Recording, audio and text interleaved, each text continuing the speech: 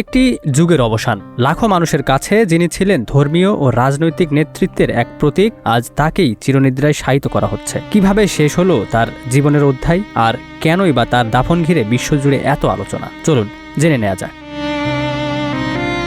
আজ বৃহস্পতিবার ইরানের সাবেক সর্বোচ্চ নেতা আয়াতুল্লাহ আলী খামেনিকে রাষ্ট্রীয় মর্যাদায় দাফন করা হবে। আন্তর্জাতিক গণমাধ্যমের প্রতিবেদন অনুযায়ী গত 28 ফেব্রুয়ারি যুক্তরাষ্ট্র ও ইসরায়েলের যৌথ হামলায় তিনি নিহত হন। এরপর ইরাকের ঐতিহাসিক কারবালা থেকে তার মরদেহ ইরানে আনা হয়। জানাজার জন্য রাখা হয় ইমাম রেজার মাজার প্রাঙ্গণে।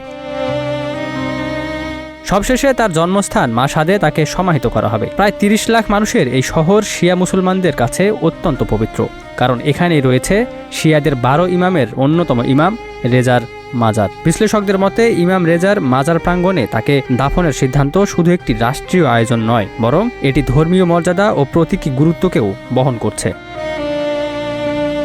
উল্লেখ্য, 1939 সালে মাশহাদে জন্মগ্রহণ করেছিলেন আয়াতুল্লাহ আলী খামেনি। একই শহরে জন্ম বর্তমান সর্বোচ্চ নেতা মোস্তফা খামেনির। এছাড়া সাবেক প্রেসিডেন্ট ইব্রাহিম রাইসি, যিনি 2024 সালে হেলিকপ্টার দুর্ঘটনায় নিহত হন, তাকেও ইমাম রেজার মাজার প্রাঙ্গণেই দাফন করা হয়েছিল। Ikramuzzaman, news flash 721।